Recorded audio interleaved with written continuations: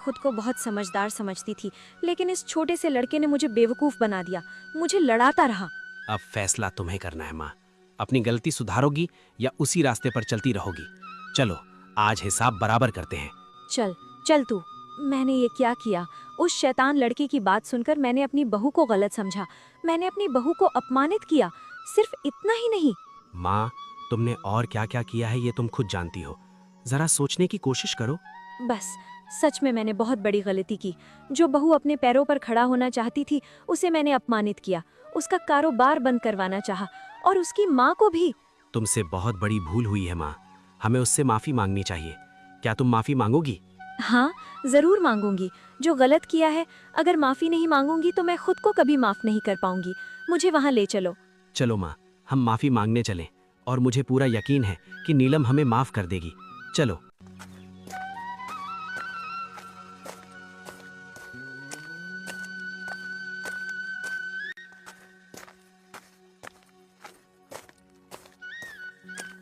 हाँ, अरे आप लोग इस समय यहाँ, कुछ हुआ क्या? क्या मैंने फिर कोई गलती कर दी? अरे इस समय कैसे आना हुआ? हम आप लोगों से माफी मांगने आए हैं। समझ नहीं पा रही कि किस मुंह से माफी मांगूं। आप ऐसा क्यों कह रही हैं माँ? यहाँ माफी मांगने जैसा कुछ नहीं है। मैंने बिना सोचे समझे तुम्हारा कितना अपमान किया। तुम अपने पैरों पर खड़ी होना चाहती थी और मैंने दूसरों की बातों में आकर तुम्हें गलत समझा। तुम्हारी माँ को भी अपमानित किया। बीती बातें भूल जाइए माँ, आपने अपनी गलती समझ ली, यही काफ़ी है। काफ़ी नहीं है, मुझे माफ़ कर दो। अब से तुम मेरी अनुमति नहीं, मेरा आशीर्वाद लेकर काम करोगी। अपनी माँ को लेकर मेरे घर चलो। ये क्या? ये क्या? ये आपके लिए उपहार है। जब मुझे व्यवसाय में पहली बार मुनाफा हुआ, उसी पैसे से आपके लिए खरीदा। कृपया इसे लौटाना मत। तुमने मेरे लिए इतना किया और मैंने तुम्हें सिर्फ अपमानित किया। मुझे माफ़ कर दो। छी छी, ऐसी बातें क्यों कर रही हैं माँ? अगर मैंने माफ़ नहीं किया होता तो क्या मैं ये तोहफा देती? ठीक है, मैं ये उपहार स्वीकार करती हूँ। अब सब लोग मेरे घर चलो। अभी नहीं माँ, पहले खाना बना रही हूँ। आप लोग पहले खाइए, फिर बात करेंगे। अब बताओ, क्या हमारे साथ चलोगी? मैं तो तुम्हें लेने आई थी। मैं आपको माफ़ कर चुकी हूँ, आप निश्चिंत रहिए। लेकिन अब मेरी एक योजना है। योजना? कैसी योजना? कौन सी योजना? बताओ ना। मेरी योजना है कि मैं इसी घर में रहना चाहती हूँ और इस घर के आंगन में मैं तीखी मिर्च की खेती करूँगी। उसी मिर्च से मैं नए तरीके की कचौरी बनाऊंगी। अगर आप लोग राजी हों, हम फिर भी नहीं कहेंगे। नहीं, ऐसा कैसे हो सकता है?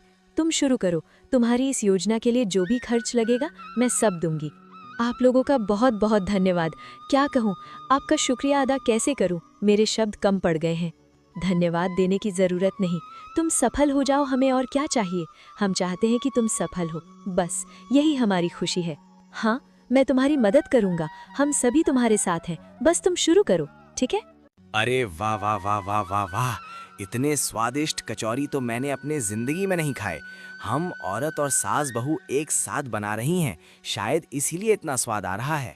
हाँ, बिल्कुल सही कहा भाई। अरे दूसरी दुकान में तो औरत और सास बहू साथ में बनाती ही नहीं है, इसीलिए इस तरह का स्वाद आपको दूसरी दुकान में नहीं मिलेगा। आपको अच्छा लगा ना? अब रोज हमारे यहाँ खाना खाइए। हाँ जरूर जरूर जरूर, अब से भाई हम रोज यहीं खाने आएंगे। बढ़िया कड़क कचौरी स्वाद के साथ और चटनी तो जोरदार।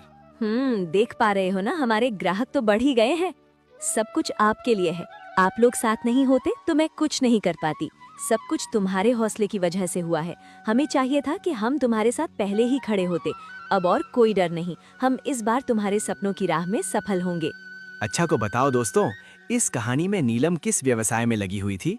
ऐसी मजेदार कहानियां देखने के लिए हमारे चैनल को सब्सक्राइब कर